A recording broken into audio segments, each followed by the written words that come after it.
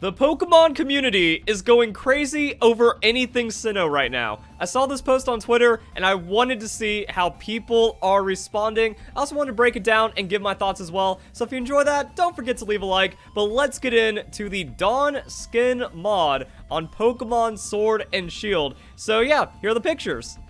What do you guys think about that? For me, I think that when it comes to a new Pokemon game, there's like this weird feel when the game looks too similar to the last one, at least when it comes to 3D. Because Pokemon X and Y, Omega Ruby and Alpha Sapphire, Pokemon Sun and Moon, and Pokemon Sword and Shield, all the characters look different. All the environments look different, and it makes the games feel separate, but also improving in some kind of way. Just kind of splashing in Dawn into the Crown Tundra doesn't really do it for me. So that's why when I see this, if remakes look like this, I truly say yes. And then throwing out the emojis, this just seems like some kind of social media engineering. It doesn't really feel genuine to me, like they're just trying to force a reaction and get that hype off of their post. Pretty much when there's anything that has a tagline into emojis, it just feels annoying and manufactured to me. But we can go back into the picture, and I feel like this kind of brings up an interesting discussion about the Pokemon games. I don't think it's as easy as upgrading Pokemon Sword and Shield and then putting Sinnoh into it. For example, I really like how Pokemon Let's Go Pikachu and Eevee look.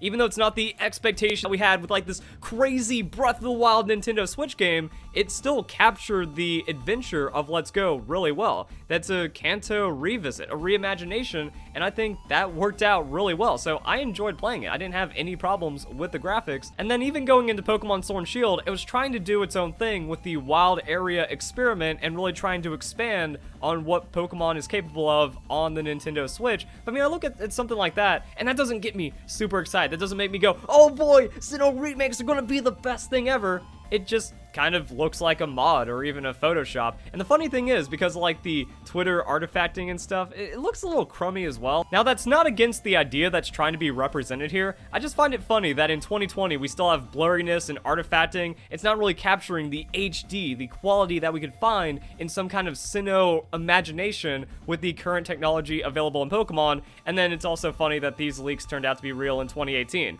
Like, cell phones can take better pictures than that. I don't know, like I said, I just thought it was a funny side note. You can also just kind of see how the character looks in the game, and yeah, it's a Dawn skin mod, but I wouldn't mod my Nintendo Switch for that. I don't think it really sells anything kind of exceptional or raises Pokemon Sword and Shield to some kind of spectacular level, but that's kind of interesting. So yeah, if you're gonna be doing a Photoshop, if you're gonna be doing a mod, you can just kind of squeeze it in however you want, and that's cool. Trainer cards. But it does bring up another interesting point about remakes, because we lose the trainer customization, so that's kind of the whole point behind trainer cards being cool, that you get to become a superstar in the Pokemon world, so much so that you have your own trading card. That is super awesome. It made me want to actually put a lot more time into my character customization, into my posing, into how I would want to be represented as a Pokemon master. Just kind of slapping a Dawn mod over the Sinnoh region,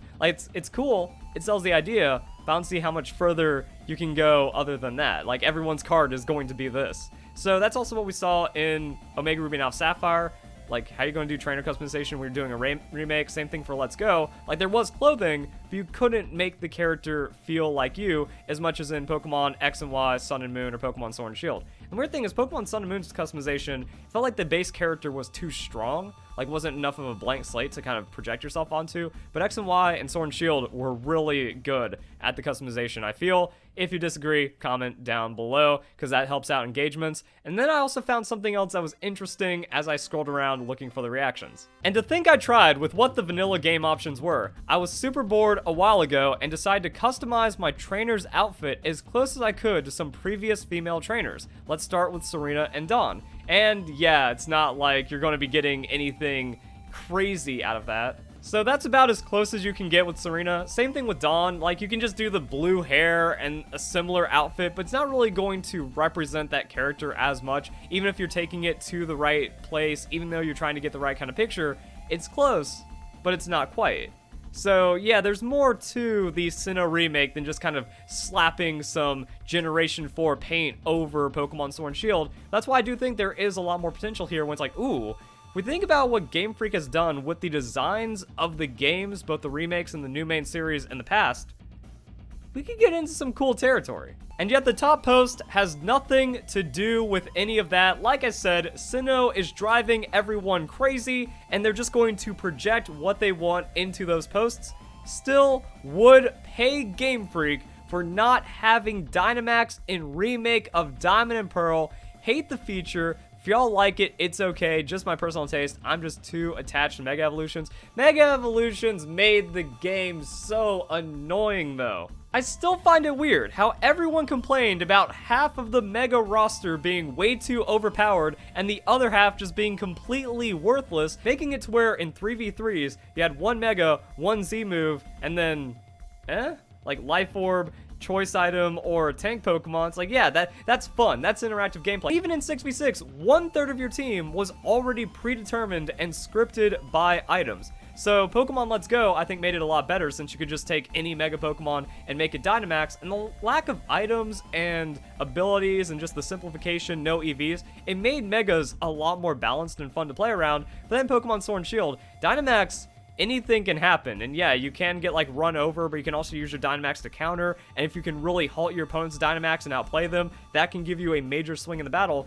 So there's a lot more engaging competitive elements to Dynamax, but yeah, it's like now that's gone, everyone's suddenly like, no, there was no problem with Mega Kangaskhan and Salamence, like we need these guys back, it just made the game so much better. Now, Mega Ruby and Alpha Sapphire made a lot of sense just having Megas follow after Pokemon X and Y, but then people are getting deep into this one. Mega Evolutions would make more sense in Sinnoh. Professor Rowan specializes in evolution. Professor Sycamore, who specializes in Mega Evolution, once studied under Rowan, and that's actually something interesting. I think it might have been the limitations of the 3DS. Like, what if it went in reverse? That Dynamax was the feature of Pokemon X and Y, if the 3DS could handle it, or if Pokemon was already a console game at that time for the main series, and then Omega Ruby and Alpha Sapphire, they play off of Dynamax in that way. I guess that means Pokemon Sun and Moon would still have Z moves, and maybe that could also just play into the lore as well. It's like, hey, we found a way to extract the essence of max moves and then just give it to a regular Pokemon to use once, or they just don't have Dynamax, it's Z moves only, the game is a lot more balanced and playable, and then Generation 8 would be where we see Mega Evolution, and then that would lead straight into Diamond and Pearl remakes. We couldn't go from X and Y into Sinnoh because that pesky Omega Ruby and Alpha Sapphire was in the way, even though this lore is in there. So yeah, it's going to be interesting to see how they respond. Like, are they going to do Smash Ultimate? Like, that's on Game Freak. Will Game Freak turn Sinnoh Remakes into Smash Ultimate and just make it a pure fan service only game? So we only have Dynamax for effectively one game, but it lasts for 2 years, much like we had with Z-Moves. Like, are Z-Moves ever going to make some kind of comeback? Maybe like a battle simulator would bring back all the formats and all the mechanics and stuff. But yeah, it's like, Dynamax is the thing, let's go back to Mega Evolutions, and then that's going to kind of shape the path forward for Game Freak from here. Or maybe it's just going to be new feature after new feature, and then we're just going to keep canceling out the other ones. I don't know. Kind of a weird state to be in. Then we got some other comments. This one, the classic 3D games will never look as good as the 2D ones. That's of course only because Game Freak doesn't put the work in, even though the 8-bit style or the pixel art style is still very popular among many people. I'm actually kind of split on the 2D versus 3D argument, but that's something for a completely different video, I guess, so leave a like, hit the notification bell, I don't know. And then, this is what I mean, like, some people are having these weird things where it flips their ideas completely. I mean, this seems to be a pretty serious dude. I've never heard of him, but Fnatic, Blue Check, 172,000 followers, and then maybe Sword and Shield ain't so bad after all. So, a Pokemon fan outside of the general Pokemon community that got on board the Sword and Shield hate bandwagon, it seems, and then, oh, a simple little mod that actually isn't even that great is like, yep, this is what Pokemon Sword and Shield needed to be saved. So there's that extra layer of just derangement, I guess, kind of holding in there. The game engine has a lot of potential. That seems complete. That's the opposite of everything I've heard about Pokemon Sword and Shield. Again, I don't see how something that's effectively a Photoshop changes everything about it. I guess that's just the Sinnoh coat of paint or something. Heart Gold Soul Silver had better graphics than Diamond Pearl because they updated the game engine. Okay. And then just the people that actually think it's real. No, that's not Snow Point City. Where have you been? I guess this person, he got on the Bring Back National Dex hate train, doesn't really care about anything Pokemon Sword and Shield, and doesn't understand what even the games look like because of that. The Pokemon community just seems to get dumber every day, or maybe it's the younger generation of children that think like all of this internet garbage is real and they can't really think for themselves. I don't know. I don't think this is worth soiling yourself over, to be honest. Demonetization words. To be honest, we need new designs for Don and Lucas. I saw this and I was like, actually no, man. Lucas is cool. Especially even when like Lucas gets the representations from like Pokemon Generations or something like that. Like, I like Lucas. I like Dawn. I don't think we need any major redesign for them. That also kind of goes into something interesting that happened with Brendan. Brendan is roughly the same, but I liked old Brendan more. You know, giving him the tan, because I guess this is where Game Freak was really trying to sell the island kind of vibe of the Hoenn region. It's supposed to be more tropical than maybe people thought it was being represented in the original days when it's like Game Boy Advance limitations. Also the Pokemon franchise not being as fleshed out. So now they were just like, this is what a kid running around the Hoenn region is going to look like. But I think it took away from some of the spirit that we saw with old Brendan. So when it comes to the remakes, I'm not really too big on changing the character designs unless they do something to where it's actually a little bit more in the future and it's a completely different story. Like if they change that enough, then yeah, I'd like to see an update to it. But I really wouldn't want to see anything too unrecognizable compared to Dawn or Lucas, you know? Like, Lucas is cool, Barry is cool, the Generation 4 cast is cool, so I wouldn't tamper with it too much. Side note, you really didn't need to change much about Ethan to make Heart Gold Soul Silver the best Pokemon games ever. Like, there are some design changes here, but for the most part, the character is, like, almost completely intact. And even when you look at Dawn and Lucas now, their designs hold up really well. I might be overreading that guy's comment, but I felt like he was trying to push for more of a design change than is necessary, especially when you look at some of the older characters from the remakes that we've had. If they put Dynamax in Sinnoh, I'm going to be mauling. Somehow the game just became so much better, I don't know why.